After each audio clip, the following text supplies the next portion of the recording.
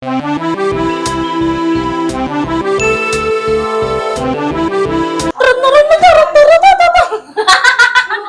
blue Smurf? Bakit? Kasi magiging kulay blue. Bakit blue? Saan ang galing yung blue? Sa Curaçao. So, ina-expect ko magiging super minty to. Dahil alam ko na yung lasa nito. Matagal na namin ginagamit to. Kaya, expectations ko, very minty to. Masarap naman yan kasi nakailang mix na rin tayo ng may blue Curaçao. Yeah.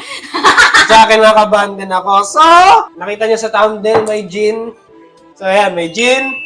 Simulan na natin to. Alam mo, sobrang tagal natin hindi nag-alak. Choots. Alak chuts. Tutorial. Parang tinatamaan na ako sa gin. Medyo. Nako.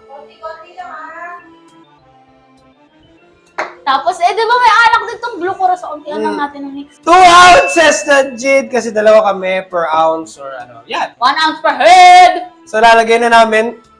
Oh! Ay, gago. Transition sana yun eh. So, yan. Blue Curaçao. Curaçao. Akala ko dati ang basa dyan, Curacao. Curacao. Actually, invento ko lang yan eh. So, hindi mo alam lasa nito? Hindi! I just based it from my experience with alak chucha! Oh, sorry. Sige, iisan mo na. Isa lang. Isang ounce lang. May bubble gum. May bubble gum talaga ang Blue Curaçao. Expect mo magiging blue ulit ang ngipin natin. So, ang next natin na kailangan, Orange Del Monte. At dahil wala kami makitang Purong orange lang. Pineapple orange to. Pero guys, katulad ng isang alak tutorial, instead of Del Monte, naging Dole. So, ulitin ko lang. Kung gusto nyo maging budget-friendly yung mix nyo, pero ganun pa rin yung lasa, Dole ang option. Pero kung wala naman kayong problem sa budget, go for Del Monte para full potential ang lasa. full potential. No? 4. Ay, 5. Sige, 5. 4! Natuto na! Kasi pag ako naglalagay, nawawala sa bilang ang ounce. Mismo! Eto, hindi ko alam kung bakit may Yakult to. Invento daw niya to. Yeah, tingnan natin kung ano lasa nito. Actually, dapat Delight. Pero since budget-friendly ulit tayo, Yakult ang ating option. So ito, alugin nyo yung Yakult. Paano yung alog? Yeah. Okay, so ayan. Sayang naman yung natotalsik. Every drop counts! Gano'ng karaming orange kailangan? Isang buong orange? Yes! You gotta squeeze the orange! How you squeeze the lemon? So, isang buong orange daw. Sure kayo isang buong orange? Yes, sir! Uy! Careful! Sayang! Ikaw nga, may sugat ako eh. Saan yung sugat mo? Ay, sugat din ako sa nail ko. Nako. At syempre, para yung essence ng orange, makip, lagay nyo sa shot glass nyo. Isang buong orange yan, ah. Yap, tigi isang orange tayo. So, kailangan squeeze thoroughly para Squeeze thoroughly! Oh! yung essence, yan. Full essence. Oh! Full experience na Oh! essence. And then, So- syempre, Saan yung yellow? Yellow! Okay, lagyan nyo ng yellow yung shaker. Tapos, lagyan nyo na rin ng yellow yung glass nyo. ow! Kirizama! Shake thoroughly! Salamat, Kirizama. Ay. Yellow! Yellow! Dapat bang magpakasal ng ilang buwan pa lang kayo nagsasama? Oh, si ano nga eh, si Anna nga sa Frozen. Yawo! Love at first sight! Oh, diba si- Pakasal agad, unang day pa lang wala pang ang dating period. Si Anna sa No! Frozen, di ba? No! Naalala niyo yun? Yun sa Frozen. Si Anna. Si Anna ba yun? Ayoko maging... Kasi may possibility maging controversial yung topic na ganito eh. Oo. Yung mga Disney movies na yung perception or yung pagpakita nila ng love isn't really Love. It's more on attraction. Although that comes along with love, pero alam mo yan, for example na lang, yung love ni Romeo at Juliet. Una siyang na-attract kay Juliet. Oh! Gusto lang! Game! Nawawala ako! Putang ina, blue smurf nga talaga. Yo! Okay, Kamoy. Isipin mo ha, bago pa lang yung relationship nyo, virgin pa lang yung relationship nyo, magko-commit na kayo ng panghabang buhay sa isa't isa. Oh! Sigurado ka na ba dyan? Mga kasal nga, naglolokohan yung iba dun eh. Oh!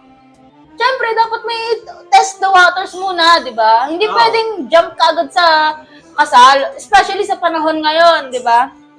Kaya mo bang tuusan lahat ng mga bayarin nyo? May bahay ba kayong sarili nyo? Pag nagkaanak kayo, kaya mo bang palakihin yan?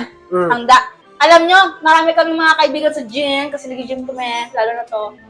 Yung mga ibang nagkakaanak sa kanila, sinishare nila na sa isang buwan, 15K, para sa bata pa lang yun. Eh, yung kinikita mo, 30K a month. Oh, Ay, kalahati. paano paghatiin yung, alam mo yun, yung lifestyle mo? May asawa ka, may anak ka, sarili mo. Diba? Balance din, tansyahin mo rin bago ka tumalon sa isang desisyon na panghabang buhay. Long term na kasi yun eh. Forever na yan eh. Yung pag nagkasal ka. Grabing investment yan eh. Kaya nga di ba yung iba nagde-dating pa ng ilang years or sinesecure muna nilang pag kinasal sila, may future talaga sila, may ipon sila. Oh, tingnan nyo nga si Kong at V, di ba? Ang tagal bago nila... Bago sila nagkasal diba? talaga. So, yeah, solid yun. Ganun dapat. Chase!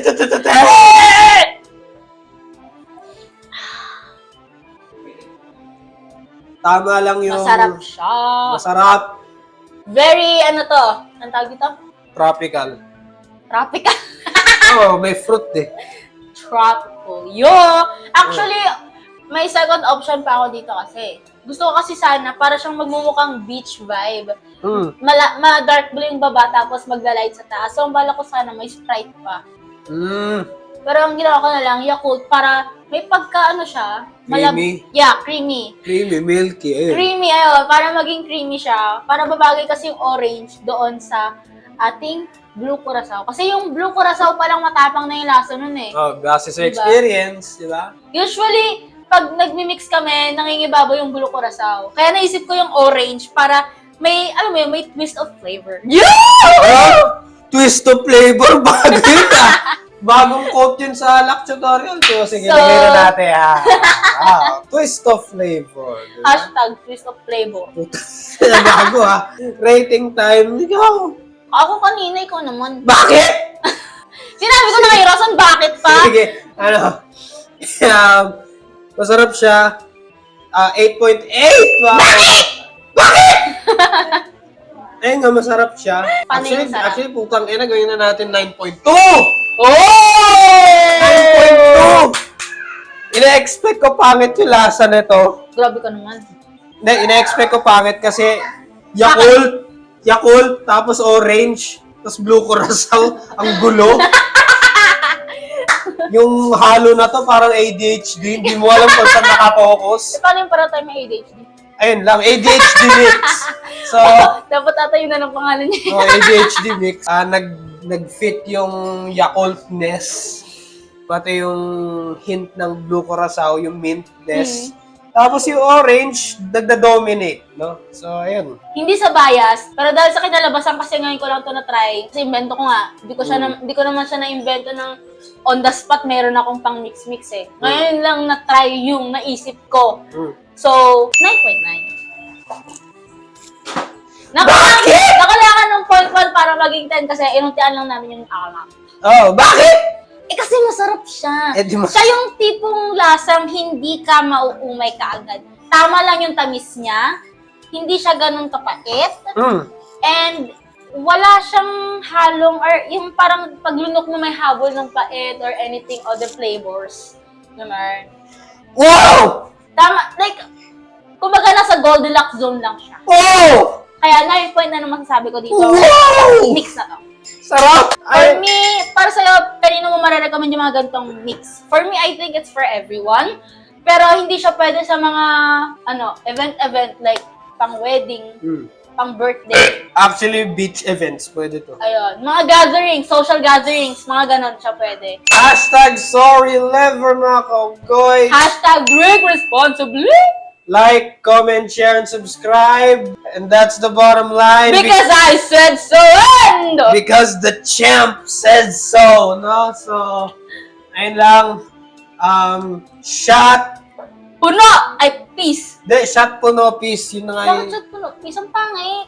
Shot puno lang. Shot! Puno! Eh! Hey!